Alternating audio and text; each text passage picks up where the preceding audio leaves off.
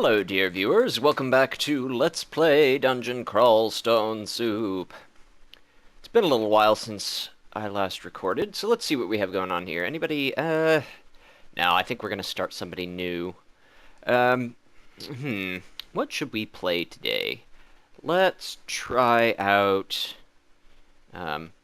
Hvirfirvlin.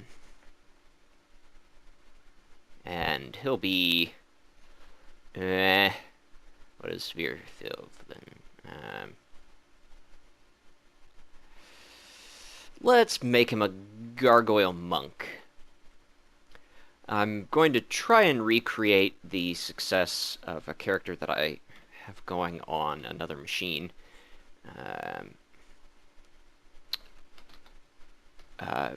The trick is you play as a Gargoyle who has a ton of natural resistances. Resistant to Torment, you take 25% reduced damage from that. You're immune to Poison and Rotting, which is awesome. You're resistant to Electricity, naturally, and that's a binary resistance, so you don't ever have to worry about electricity resistance ever again. We get a free pip of negative energy resistance. We don't breathe, so we're immune to clouds of various sorts. We are immune to petrifications, so we're immune to basilisks and catablepuses. I still don't know how to pronounce those guys. Jeez, one of these days I'll learn. And we get armor class that scales with level, eventually becoming, I think, something like plus 20 at level 27. Something absurd. I mean, a plate mail's worth of armor class, just naturally. And we grow wings. We're able to fly continuously at level 14. And the trick with this build run type is you start off as a monk, and you immediately turn off everything but fighting, because gargoyles, the penalty they pay for all of their cool stuff is a 20% reduction in hit points, and fairly mediocre aptitudes across the board. Nothing too terrible, nothing too outstanding. They're perfectly reasonable. They don't level any more slowly than other races. They're really good. That negative hit point thing is their only downside, really. So what we do is we start off as a monk. We turn off everything but fighting so that we can counteract some of that hit point deficit. And we basically train fighting until we find a cool weapon of any sort. We would prefer it, obviously, to be a mace, flail, staff. Part of the maces and flails or staves categories, since we have a positive aptitude for those. But really anything except for short blades will do. Short blades are for stabbing only. Don't try and wade into melee combat with them. You will probably die. There are some exceptions to that, but generally, yeah, and we're not going to be stabbing. We do possess a reasonable aptitude for stealth, +2, but no, we're not going to be doing that, because what we're going to be doing is trying to find Chabriados as soon as possible and worship the snail god. And since we're a monk, we get 2 free pips of piety, which will immediately boost our stats, all 3 of them, by about 6, I think. 6 to 8, somewhere in there. Which will scale up to plus 15 by the time we are at full piety. And we will start training spells as soon as we find a spell book. So basically what we're going to have is a melee weapon that's reasonable. We start off with a few points in unarmed combat, which we will use until we find a cool weapon, and also for certain transformations, if we find books of transfigurations and whatnot. If we go into spider form, we obviously can't wield a flail, so our unarmed combat will give us a little bit of a boost there. But we don't ever have to put any more points into it. So that's the basic strategy. And on my other computer, I didn't do it online, otherwise I could show you that one specifically, but it's not really capable of recording, I don't think. I may experiment with that, and we'll see. But in the meantime, we're gonna give this a shot. I was having a lot of success with the other one. I had kind of hit the break point where I had a good or a reasonable weapon at minimum delay. So level 14, I think it was, in Maces and Flails. and I had started to get some pretty decent spells. The reason why this build works very well is that even though gargoyles have pretty mediocre spell aptitudes all around, that not terrible, definitely not terrible, but certainly not awesome. Positive in conjurations, which is nice, and earth magic, which is also nice. And again, not too terrible. We don't really care about necromancy all that much. Transmutations is a little annoying, but that's not too bad. But the trick is our massive intelligence score that we're going to have as a result of worshipping Chabriados will just unreasonably boost the power level of all our spells. So even with only, like, basically, if we can get our spells remotely castable, 10% failure rate or something, they'll have like halfway to maximum spell power, the actual impact of the spell. So as long as we can cast the stupid things, our spells will do a lot of damage. That's actually something we can potentially use, this Ring of Ice, if we find some cold spells lying around somewhere. The other reason why this build is great is because our natural armor class will make up for the fact that we don't want to wear really heavy armor. Ideally, we want to stick to the leather armor or the equivalent thereof. So troll leather armor would be fine. There are a couple of dragon skin armors, like mottled dragon skin or mottled dragon armor is reasonable as far as armor class goes, although it doesn't grant any particular benefits aside from an immunity to sticky flame, which is a little boring and not very common after you've finished fighting the mottled dragons. Occasionally draconians in the realm of Zot will sticky flame you, but that's you don't really have to worry about it then. It's a decent base armor class without having a very high encumbrance rating at all, so it provides you with some protection. But we definitely don't have to go that route. Troll leather armor will be fine because of the natural armor boost that gargoyles get over time. By the time we're dealing with things that could pose a significant threat to us, let's see what we're dealing with here. Mace of Holy Wrath. Okay.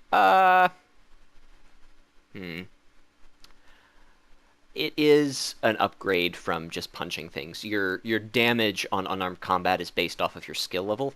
So our unarmed combat is essentially a 4 damage weapon as compared to the 8 damage of this mace. Plus 3, so 11 damage. So we're gonna switch over to this. I'm not going to start leveling maces and flails yet because this is definitely not sweet enough to pull us in that direction. And early on, just dumping points into fighting is absolutely fine for us. We can also, if we get up to level 7 or so of fighting, without finding a reasonable weapon, we can start trickling some into armor and dodging, both of which we will want at least some of. We'll want a ton of dodging eventually. We may only need a half a dozen skill levels in armor for it to be effective. If we max ourselves out at encumbrance rating 4 armor, basically. If we go with more of a ring mail level of encumbrance, so encumbrance rating 7-ish, then we may put a few more points into armor, both to mitigate the encumbrance rating and to boost the armor class bonus that we get from it. A higher armor skill scales better with heavier armor, though it's still good with light armor. Oh, the other thing that's sort of hidden in the Gargoyles build, and it's why I often forget to talk about it when I play a Gargoyle. Gargoyles also possess a natural guaranteed damage reduction, which is sort of the hidden stat of armor. Guaranteed damage reduction is the smallest amount by which your armor class will reduce damage. So if you have a guaranteed damage reduction of, say, 20%, and you have armor with an armor class of 10, then anytime you are hit with a physical attack, it's guaranteed to shave off at least 2 of those 2 points of damage. Whereas if you didn't have guaranteed damage reduction, it could you could, in theory, you could have no damage reduction by your armor when you are hit. The roll is just 1d whatever your armor class is, one die with that many sides essentially. So each you can kind of go with the average damage that would result in. So if our armor class is 6, it's an average damage reduction of 3 or so, 3.5. I believe it can reduce 0 damage, so it'd be 3, I guess. And that's, of course, not counting our natural damage reduction. It doesn't start off very high, I don't believe. I think it gets up to somewhere around 20%-ish, which I believe stacks on top of your armor. So it's the better... Or it doesn't stack on top of your armor, but it's the better of the natural guaranteed damage reduction or your armor class, whichever is greater. This is actually a pretty dangerous situation. Let's skedaddle. Nope. We died. I was just rambling on without paying a whole lot of attention. So let's give this another shot. I think we'll pick a more pronounceable name. Hvirfirvlin was a cool name, but not easy for me to say. I think that was our downfall. So we're going to go with Rocky Balboa. It's a good, strong name. And we'll try this again. So same setup as last time, turning skills to manual, turning off everything except for fighting, and off we go. Cool ring? Cursed ring of flight. Whatever. That's not a big deal. I believe in the next trunk version 0.15, this is 0.14, they are removing curses from all good rings. So you won't get a cursed ring of flight or a cursed ring of slaying or something that gives you a boost. The only cursed rings will be either negative to a stat, it'll be a penalty to a stat, or it will be a ring of hunger, ring of teleportation, something along those lines. So you can get 2 curse rings in a row. Bingo! Is this remove curse? Nope. Scroll of teleportation. That's fine. I generally, when I play, I try on any rings that I find in the first few levels. I like the boost, the early boost that those can provide, and I think it makes the game fun. And if, if this second ring, I mean, it's probably a ring of hunger, would be my guess. Which isn't the worst thing in the world. We'll just deal with, having to chop up corpses a little more frequently. Rings of Hunger are worse in the early game for spellcasters than they are for us. I mean, it's kind of unfortunate that we ended up with 2 terrible rings, but it's sort of karmically balanced out by the times when you get a +6/+6 ring of slaying on the first level, which happened to me once. I believe that happened on one of the characters that I have recorded, Slitherface? It's either Slitherface or Snakefist. Yeah, Ring of Hunger. Alright, well, let's read these other scrolls. Scroll of Recharging, we don't have anything to recharge. Scroll of Random Uselessness. Okay, well, we are stuck for now with these crummy rings. But in the early dungeon levels, food is fairly plentiful, particularly for us because we're immune to poison. We can eat kobold flesh, which would otherwise be inedible, because it is poisonous. I don't know why kobolds are poisonous, particularly. Let's keep trying out scrolls. There we go. So we can get rid of this Ring of Hunger. Blech. Hope monster picks it up and starves to death. And we don't, I mean, eventually we won't need that Ring of Flight. It will be useless, and it's, I mean, conceivably useful now. We could, for example, go upstairs and mess around with that potion that we saw behind that lava there. That's actually probably not the worst idea in the world. It's probably a pretty good potion. You always want to put points into intelligence. You start off with a pretty good strength and dexterity, 14 and 12. And so you want that late game scaling that intelligence provides. Of course, Chebritos gives you a +15 to each. So it's not a huge deal because it's going to be pretty darn high anyway. but every point does help, especially with the late game spells that scale, all the way up to 200 spell power, which is the max, which is quite impressive. Things like Firestorm and Lehudib's Crystal Spear and all that good stuff. We will try and go for some Earth magic so that we can make use of Lehudib's Crystal Spear. I like it a lot. It single target damage abilities in this game have limited utility when you're a spellcaster because you're more concerned about being overwhelmed by a bunch of things than you are by one strong monster tracking you down. Generally, you have the tools to escape a single monster. It's when you have 7 Death Yaks surrounding you that you're in trouble. And so, even LCS, the Hudib's Crystal Spear, even that is kind of limited in its effective power level, even though it is in its own right an incredibly powerful spell. And we can just fly over this lava, grab that potion, which presumably is something nice. Generally, if you have a little sort of mini vault, like a little hand-designed area like that, that was clearly, not a random placement of stuff. The location of that mini vault was random, but the vault itself was intelligently designed. Oh yeah, gargoyles also get either strength or dexterity every 4 levels, so that's another reason why you want to put points into strength or intelligence every 4 levels, which is why you want to put every point into intelligence, because you're bound to pick up a point or two of strength here and there. Obviously, it's better if you get points in intelligence naturally, but it's by no means necessary because Chabriados is very strong.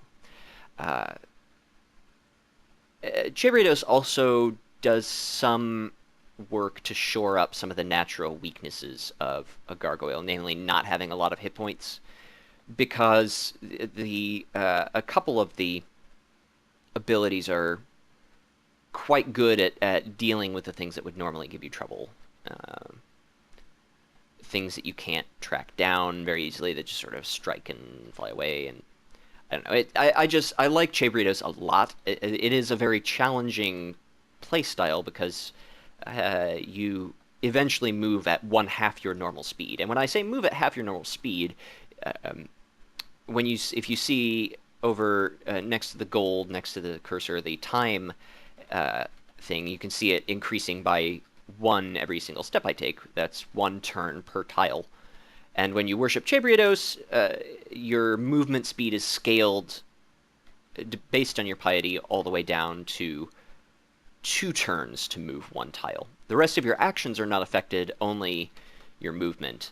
The other downside of Chabriados is that you are put under penance for using any kind of hasting ability, any kind of movement enhancing ability. So intentionally using Berserk Rage or haste or swiftness or anything that makes you move faster. And that includes wielding any item that possesses the ability to do one of those things. So if we find, for example, on my other Chabriados character that I have going, I found an amazing, fantastic shield. It was an excellent, excellent artifact, perfect in every way except for the fact that it could let you go berserk. And even if you never, ever, ever, ever use it, just the fact that it can make you go berserk makes Chabriados put you under penance for using it. So I had to get rid of it. I was very sad. Obviously, this Ring of Poison Resistance does absolutely nothing for us because we are better than resistant. We are immune to poison. We're going to pull this guy back upstairs. Oh, we might not be able to punch him down. Well, I guess now is as good a time as any to see if that's safe. Yeah, okay. There we go. All right. So we would have been fine, but better safe than sorry. And it was pretty safe to assume that those were curing at this point in the game. If you have 6 of one particular potion by dungeon level 3 or 4, chances are good it's curing. Antique Armor Boutique. The Robe of Augmentation looks sweet and out of our price range, 700 gold pieces short, but that's really cool for us. So we would like to get our hands on that. Scale Mail is fine. but it's a little outside the range of the encumbrance rating that we want, an encumbrance rating 11. It's still possible to cast spells in encumbrance rating 11 armor, so Scale Mail, or I believe the Fire and Ice Dragon armors are 11 encumbrance rating. Now this is potentially very interesting. Ooh, we got an artifact ring, and we got this staff. So what's this staff? Staff of Death. Necromancy is not the best. What's this ring? Dexterity -1, Intelligence +3, and maybe something else. Ooh, sustainabilities. So that's actually quite reasonable. It's... I mean, granted, while we're still using unarmed combat, it's not the best. But it's pretty good. As soon as we pick up some spells, we will be very glad to have it. That extra initial intelligence boost is going to be nice until we get our Chebritos bonus rolling. Woo! That's fun. Fun, fun, fun. Well, let's get to punching. This may be outside of our ability to... Yeah, this is more than we can handle right now, actually. That ogre is just not going to do us any favors. We have yet to find anything interesting, really. Yeah. Nothing I particularly want to use. So let's... Let's try...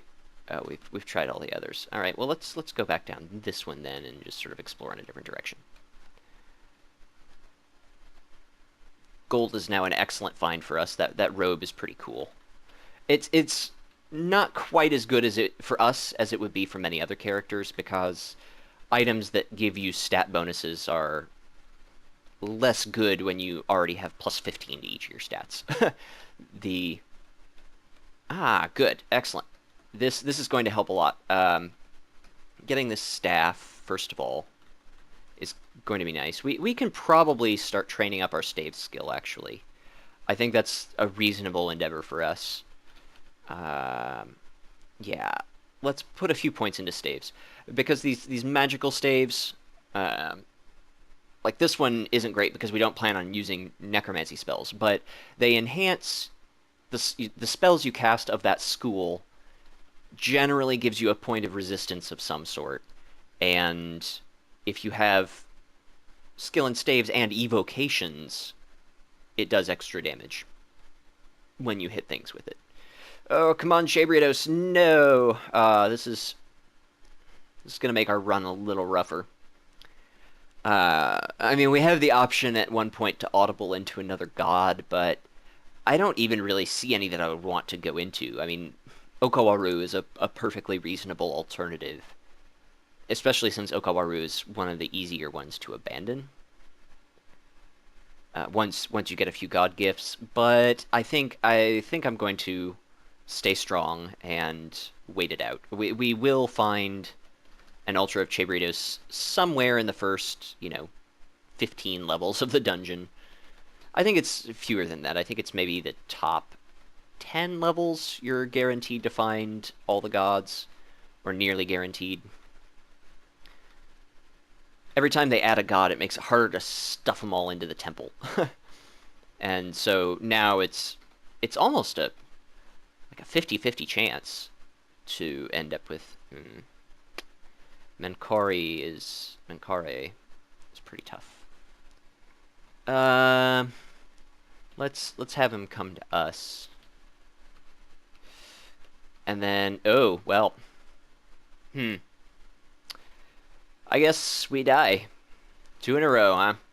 Well, that's all for now, I think. I'm not going to submit you to a third run of the first few levels. I may play a couple more of these and see if I can't get beyond the sort of random death zone. I mean, obviously this death was my fault. I could have retreated, we could have dove down another level, but we hadn't found a spellbook yet. We weren't too terribly strong, so we had, I think, only a 50-50 chance of survival on any given dungeon level from here on out until we found something particularly good for us.